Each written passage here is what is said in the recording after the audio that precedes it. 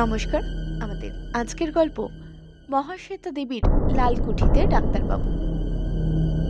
লালকুঠি বাড়িটা যখন তৈরি হয়েছিল তার চারদিকে ছিল খোলামেলা জমি, তবে রাঁচিতেও এখন জমির দাম যথেষ্ট। লালকুঠির বাড়িটা একসময় 22 বিঘা বাগানের মধ্যে শোভা পেত। রাঁচির পেয়ারা, লিচু, আম থেকে 100 রকমের ফুলের গাছ ছিল। এখন লালকুঠির জমি আর বাড়ি 1 বিঘা জমিতে। বাবুরা সব বেচে দিয়েছেন, বাড়িও বিক্রি হব। কলকাতার ডাক্তারবাবু এ বাড়িতে প্রসূতি সদন করবেন। এ বাড়ি পোড়ো বাড়ি, এ বাড়ি ভূতের বাড়ি। কোনো কথাই তিনি শুনতে রাজি নন। বেজায় নাস্তিকেই ডাক্তারবাবু ভূত, প্রেত, দেবতা, দানব কিছুই মানেন না।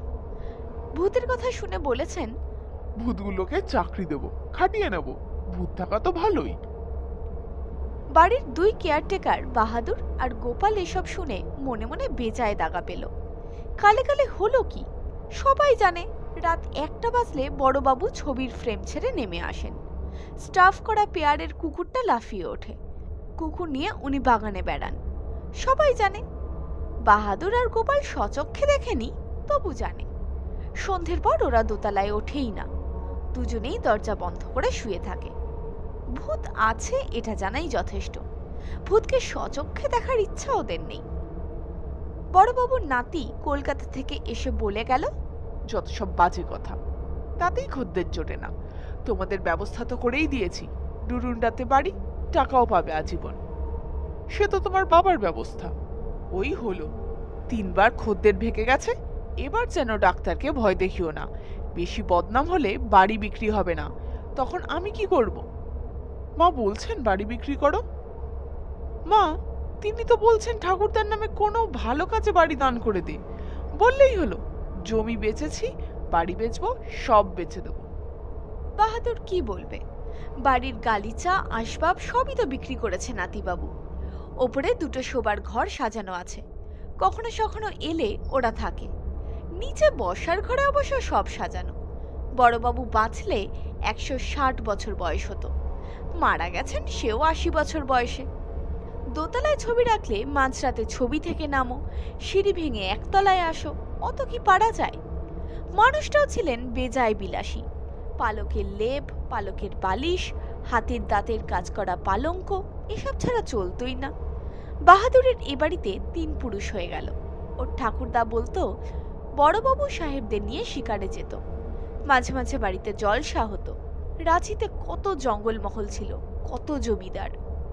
রাঁচির এই বাড়ি ছেড়ে কোথাও যেত না। আশ্চর্য কি যে এখনো তার আত্মা এই বাড়িতেই আছে। বড়বাবুর ছেলেই জঙ্গলমহল, জমিদারি সব বেচে দিয়ে কলকাতা চলে গেল। নাতি বেচে দিল বাড়ির যত জিনিসপত্র, তবে বাড়ি বেচতে পারেনি। প্রথম যেজন কিনতে এলো সে যে কি দেখেছিল, কি হয়েছিল তা বলতেই পারেনি। সব উল্টো পাল্টা হে, কথা বলতে বলতেই বেচারা অজ্ঞান হয়ে যায়। শেষবার যে এলো সে অযথা ভয় পেল। তার বাথরুমের দরজার সামনে নাকি স্টাফ করা কালো বুলডগটা বসেছিল। তাতেই ভয় পেয়ে বাহাদুর নাতিবাবুকে বলল, বড়বাবুর এই বাড়ির ওপর খুব টান ছিল, সে চায় না বাড়ি বিক্রি হোক। নাতিবাবু বলল, বটে, আমি বাড়ি বিক্রি করবই। বড়বাবুর ভূত কি করে তা আমি দেখে নেব। বাড়ি কিনবে এক ডাক্তার, সে ডাক্তার ভূত প্রেত মানে না। ডাক্তার নিজেই এসে হাজির হলো। নিজেই বলল, ভূত আবার কি? আমার নাম ভূতনাথ, বুঝলে? ভূত দেখলেই ধরবো, আর মাইনে দিয়ে চাকর রাখবো। ছি ছি বাবু, বড়বাবুর নামে অমন কথা বলবেন না। তিনি 20টা চাকর রাখতেন, মালি, দারোয়ান, সহিস, ড্রাইভার, রাজার মতো লোক ছিলেন। এখন তো নেই। সবাই বলে রাতে বুঝি ভয় দেখান? হো হো করে হাসলেন ডাক্তারবাবু। বললেন, রাতে ঘুমের ওষুধ খেয়ে ঘুমাই। বড়বাবু আমার ঘুম ভাঙাতেও পারবেন না। আরে, একবার পাটনায় ঘরে বন্যার জল ঢুকে গেল, চৌকি ভাসতে লাগলো। আমার নাকটা ঘরের ছাদে ঠেকতে ঠেকতে তবে না ঘুম ভাঙলো। আমি হলাম নিদ্রাবীর। চলুন বাবু, কোন ঘরে থাকবেন দেখুন। যে কোনো ঘরে। 2টো ঘরে তো শোয়ার ব্যবস্থা আছে, শুধু অন্য সব ঘর তো খালি। গোপাল বলল, চা জল খাবার? না না, আমি স্টেশন থেকে খেয়ে এসেছি। নাও টাকা রাখো। দিনে টাটকা মাছ আর ভাত, রাতে কচি মুরগির পাতলা ঝোল আর 3টে রুটি। আগে বাড়িটা দেখি। 6 লাখ টাকা খরচ করব, বাড়িটা দেখতে হবে না? ঘর কখানা? গোপাল বেজায় চেঁচায়। সে বলল, আগে এদিকে 20টা ঘর, 8টা বাথরুম, 10টা বারান্দা, দোতলা মিলিয়ে, পেছনে রান্না বাড়ি, ভাড়ার বাড়ি, চাকরদের ঘর, শেষ 16টা। উঠোন, বাথরুম, 7টা কুয়ো, জলের পাম্প। ডাক্তারবাবুর চোখ স্বপ্ন হয়ে গেল। 20টা ঘর 60টা ঘর হয়ে যাবে। পেছনে হবে স্টাফের কোয়ার্টার। ওহ, স্বপ্ন। ভালো কথা। তোমরা কোথায় থাকো? আমরা নিচে থাকি বাবু। বড়বাবুর ভূত আসে না? বাহাদুর একটু হেসে বলল, বড়বাবু তো জানে যে আমরাই বাড়িটা দেখে শুনে রেখেছি, আমাদের ভয় দেখাবে কেন? আমরা হলাম পুরনো লোক। ডাক্তারবাবু সেসব শুনলেন না। বললেন, এত চওড়া বারান্দা, এত চওড়া প্যাসেজ, সিঁড়ির নিচে এত জায়গা, তখনকার লোকের কোনো বুদ্ধি ছিল না, এত জায়গা নষ্ট করে। বাবু কি হাসপাতাল বানাবেন? নার্সিং হোম হে, বাড়ির চেহারা পাল্টে যাবে। সামনের গাছগুলো কেটে ফেলবো, 2টো অ্যাম্বুলেন্স, গাড়ি, বড় গ্যারেজ চাই। ওগুলো মেহগনি গাছ বাবু। জানি জানি, গাছের খদ্দেরও ঠিক করেছি। গাছের দাম থেকেই অনেক খরচ উঠে আসবে। বাহাদুর বোবা হয়ে গেল। চলো ওপরটা দেখি। মাঝে চওড়া প্যাসেজ, এদিকে 5টা, ওদিকে 5টা ঘর। সব ঘরই খালি পড়ে আছে, শুধু সবচেয়ে সামনে উত্তরের আর দক্ষিণের ঘর দুটো সাজানো গোছানো। উত্তরের ঘরটায় বড়বাবু ঘুমোতেন। হ্যাঁ, নীল পর্দা, নীল গালচে, নীল বেড কভার। বুড়ো শখ ছিল খুব। হ্যাঁ বাবু, খুব শখ ছিল। ঘর নয় তো, হল ঘর। ও ঘরটা দেখবেন? দাঁড়াও, জানলাগুলো খোলো। এ হে হে, প্রতি ঘরের সঙ্গে গোল বারান্দা। কি জায়গা নষ্ট! পাশে ওইগুলো কি? বদখত বাড়িগুলো। রোহতগীদের মোটর গ্যারেজ। 8তলা বাড়িটা একটা ডাক্তারের, ওটা একটা প্রাথমিক স্কুল। যাকগে, চোখ খুলতেই এসব দেখতে হবে। চলো তো অন্য ঘরটা দেখি। দক্ষিণের ঘরটা ঠিক একরকম, তবে এই ঘরে সবই গোলাপি। পর্দা, গালসে, বিছানার ঢাকা। জানলা খুলতে সামনে মোষের খাটাল, তারপর একটা যোগ ব্যায়ামের বিদ্যালয়, আরেকটা মোটর গ্যারেজ। না না, বড়বাবুর ঘরেই শোবো। তা এদিকটা এমন সাজিয়ে রেখেছে? মালিকেরা এলে এ দুটো ঘরেই থাকেন। বাপ রে, গোলাপি বাথটব, নীল বাথটব। বড়বাবুর শখ ছিল খুব। যাক, আমি একটু ঘুরে আসি, উকিলের বাড়ি যাব। তারপর মোমবাতি আছে তো? কেরোসিনের ল্যাম্পও দেব। লোডশেডিং খুব। তা হয়। নাও, কেরোসিনের টাকা নাও। ঠান্ডা জলে স্নান করা যাবে তো? বলেন তো গরম জল দেব? না না, তেমন ঠান্ডা পড়েনি। এ কি, বারান্দায় তুলসী গাছের টব রাখলো কে? গিন্নিমা তো আসেন মাঝে মাঝে, উনি গাছে জল দেন, বারান্দায় বসেন। জানি জানি, তিনি তো বাড়ি বেচতেই দেবেন না, শুধু বলেন দান করে দে আর দান করে দে। বাহাদুর দেখতে থাকলো। বড়বাবুর শখের সোফায় ডাক্তারবাবু তার ব্যাগ রাখলেন, জুতোর ধুলো মুছলেন গালচে, খাটের ছত্রিতে টাঙালেন গামছা আর লুঙ্গি। তারপর দেওয়ালের দিকে চেয়ে বললেন, এ ঘরে শিবের ছবি, ও ঘরে কালীর ছবি। ওসব কি, কে রেখেছে? পুরানো দিন থেকেই আছে। বটে, বড়বাবু খুব ভক্ত ছিলেন। তাই হবে বাবু, সব চলে যাবে। এই ঘর দুটো হবে আমার কোয়ার্টার। ভাবছো কি, 10টা ডাক্তার, 30টা নার্স, একেবারে বাজার বসিয়ে দেবো। খাবার জল দিয়ে চাই? দাও দাও। ডাক্তারবাবু মহা খুশি। ছেলে দুবাই থেকে টাকা পাঠাচ্ছে। নার্সিংহোম এখন একটা ব্যবসা। রাঁচির এক বড় ডাক্তার ওর বেয়াই, তার পরামর্শেই। বাড়ির বর্তমান মালিক খুবই রাজি, তবে তার মা হলেন বেয়ারা মালিক। তিনি সমানে বলে যাচ্ছেন, খোকা, বারবার চেষ্টা করে দেখলে, বাড়ি তো বিক্রি হলো না। তোমার বাবা বলেছিলেন ও বাড়ি বিক্রি হবে না। ডাক্তার মহেশ্বর লাল ওখানে বসে আছেন, তাকে সামনে রেখে লালকুঠিকে একটা দাতব্য চিকিৎসালয় করে দাও। এবার যদি বাড়ি বিক্রি না হয় তোমাকে তাই করতে হবে। ডাক্তারবাবু আনন্দে হাসেন। এবার বাড়ি বিক্রি হবেই। দাতব্য চিকিৎসালয় নাকি পলিক্লিনিক হবে? তিনি চান ব্যবসা। নার্সিংহোমের একদিকে প্রসূতি সদন, একদিকে রীতিমতো নার্সিংহোম। লাখ লাখ টাকা আসবে, অসম্ভব বড়লোক হতে হবে। এই বাড়িটা পেলে। মাছের ঝোল রাঁধতে রাঁধতে গোপাল বলল, এবার কি করবে দাদা? মা যেমন বলেছেন তেমনই করব। এ লোক ভয় খাবে না, তবে বাড়ি বিক্রি হবেই হবে। না হলে মা বলেছেন ডুরান্ডায় থাকবি, গরু কেনার টাকা দেব, দুজনে দুধ বেচবি। সে আর কপালে নেই। ডাক্তারবাবু আরাম করে স্নান করলেন। মাছের ঝোল ভাত খেয়ে বড়বাবু বিছানায় গড়ালেন। বিকেলে চা খাওয়ার সময় দেখলেন বেড়ালটা। চিনেমাটির একটা হতকুচ্ছিত বেড়াল টেবিলে। এটা কোত্থেকে এলো? বাহাদুর একগাল হেসে বলল, বরাবরই আছে।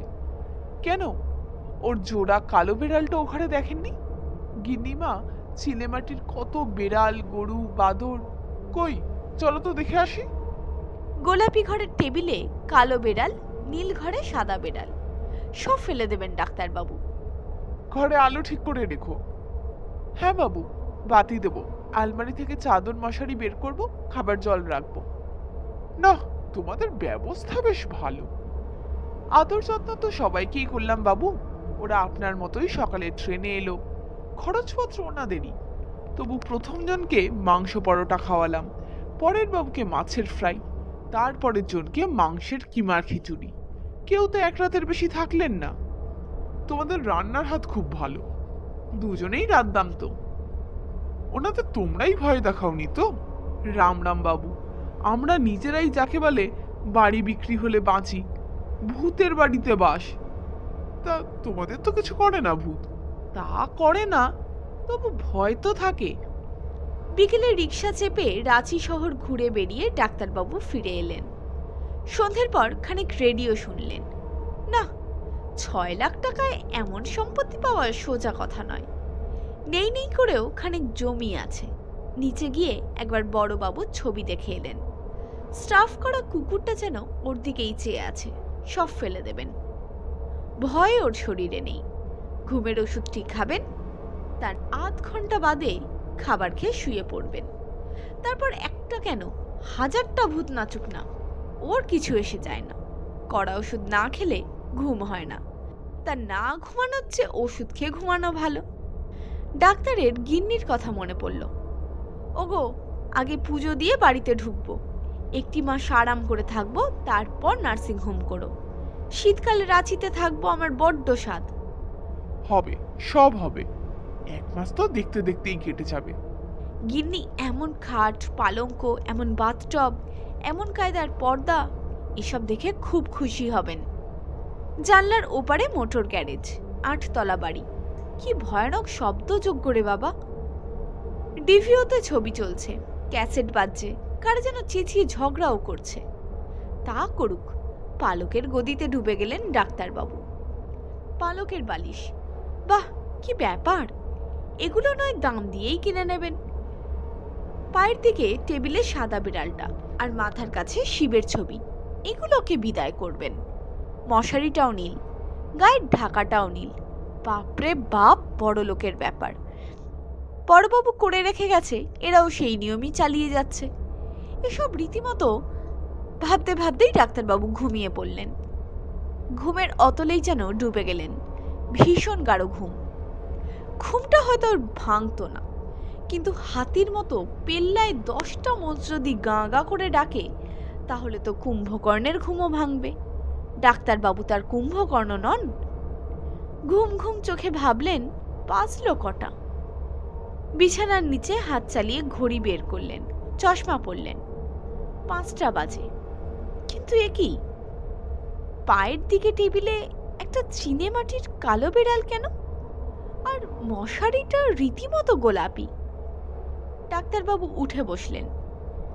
বিছানা গোলাপি, পর্দা গোলাপি, সব কি গন্ডগোল হয়ে যাচ্ছে? মাথার দিকে দেওয়ালে লকলকে জিভ ঝুলিয়ে কালির ছবি। এই ঘরে তো তিনি শোননি। এ কি হলো? উঠে বিছানা থেকে বেরিয়ে জানলার পর্দা সরালেন। 8 তলা বাড়ি কোথায়? কোথায় রোহতগি মোটর গ্যারেজ? জানলার বাইরে মোষের খাটাল, যোগ ব্যায়ামের বিদ্যালয়। ডাক্তারবাবু কি পাগল হয়ে যাবেন? কাল নীল সোফায় ব্যাগ রেখেছিলেন, আজ গোলাপি সোফায় ব্যাগ। কাল নীল গালচে চটি রেখেছিলেন, আজ গোলাপি গালচে চটি। লুঙ্গি তো পরেই আছেন, গামছাও ঝুলছে খাটের ছত্রিতে। এ কি ভীষণ গন্ডগোল! এসব কার ষড়যন্ত্র? নিশ্চয়ই ওই চাকর দুটোর। ওদের ডাকা দরকার, এখনই ডাকা দরকার। কিন্তু দরজা তো খুলছে না। দুটো দরজাই বন্ধ, যে বাইরে থেকে বন্ধ। চোখে মুখে মাথার জল দেবেন? কোনো মতে বাথরুমের ভারী দরজা খুললেন। এ কি, স্টাফ করা বুলডগটা এমন ভীষণ চোখে চেয়ে আছে কেন? এটা এলো কি করে? না, এসব সত্যি নয়, এসব সত্যি নয়। বলতে বলতে কুকুরটাকেই লাথি মারলেন। কুকুরটা গড়গড় করে উঠল। ডাক্তারবাবু সেখানেই মূর্ছা গেলেন। তারপর সে কি কাণ্ড, সে কি কাণ্ড! বাহাদুর তো ডাকাডাকি করে মোটর গ্যারেজের লোকজন এনে ফেলল। উত্তরের ঘরের বিছানার মতো বিছানা পড়ে আছে, মানুষ নেই। আর দক্ষিণের ঘরের বাইরের দেওয়ালে গায়ে চাবি যেমন ঝোলে তেমন ঝুলছে, ভেতরে সব নিশ্চুপ। ভয় ভয়ে ঘর খুলল বাহাদুর। তারপর বাথরুমের কাছে গিয়ে সেও চেঁচিয়ে উঠল। তাজ্জব, ভীষণ তাজ্জব! উত্তরের ঘরে যে মানুষ দরজা বন্ধ করে ঘুমালো, দক্ষিণের ঘরে সে এলো কেমন করে?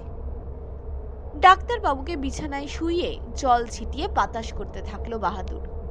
ওর দু চোখে জল। এসব কাণ্ড কারখানার ব্যাখ্যা কি? ও ঘরে দরজা বন্ধ ছিল, কে ঢুকতে পারে ও ঘরে? কোনো মানুষ তা পারে কি? সবচেয়ে অবাক করলেন ডাক্তারবাবু। জ্ঞান ফিরতে তিনি ভোঁ হয়ে বসে থাকলেন। তারপর হঠাৎ উঠে লুঙ্গির ওপর পাঞ্জাবি চাপিয়েই ব্যাগ নিয়ে রওনা দিলেন। আজ না হয় তাকে এ ঘর থেকে ও ঘরে চালান করলো, কে জানে রোগীদের যদি এ ঘর থেকে ও ঘর, তার গিন্নিকে যদি এ ঘর থেকে ও ঘর। দরকার নেই, ফিরে গিয়ে লিখে জানাবেন যে অনিবার্য কারণে বাড়িটি উনি কিনতে পারছেন না। গ্যারেজের লোকেরাও বাহাদুরকে বলল, बड़ा बाबू का इच्छा नहीं है क्या कोठी बिक जाए? সে তো বাহাদুরও বোঝে, কিন্তু নাতিবাবু না বুঝলে? যাকগে, তোমরা বুঝতেই পারছো যে এরপর লালকুঠিকে দাতব্য করতেই হচ্ছে। নাতিবাবু বাহাদুর আর গোপালকে তাড়িয়ে ছেড়েছে। ওরা ডুরান্ডায় কাঁচা ইট আর খোলার চালের পোক্ত বাড়িতে এখন যাকে বলে রীতিমতো দুখা ব্যবসায়ী। স্টাফ করা কুকুরটা নাতিবাবুর বাড়ি গেলেই দেখতে পাবে। গলার কাছে ধাক্কা দিলে ওর গলায় বসানো যন্ত্রটা গড়গড় করে। উত্তরের ঘরের বাথরুমের জানলা দিয়ে গোপাল বা বাহাদুর ঢুকেছিল এমন সন্দেহ ডাক্তারবাবুর পরে হয়েছিল বটে। তা বলবেন কাকে? ভূতকে টেনে নিয়ে গেল? কোনটা বলবেন? ওই অনিবার্য কারণটাই চালিয়ে যাচ্ছেন, তাই চালিয়ে যেতে হবে। এই ছিল আমাদের আজকের গল্প। যদি আজকের গল্পটি আপনাদের ভালো লাগে তাহলে অবশ্যই ভিডিওটিকে লাইক করুন এবং চ্যানেলটাকে সাবস্ক্রাইব করুন কোনটাই চালিয়ে যাচ্ছেন, তাই চালিয়ে যেতে হবে। এই ছিল আমাদের আজকের গল্প। যদি আজকের গল্পটি আপনাদের ভালো লাগে তাহলে অবশ্যই ভিডিওটিকে লাইক করুন এবং চ্যানেলটাকে সাবস্ক্রাইব করুন।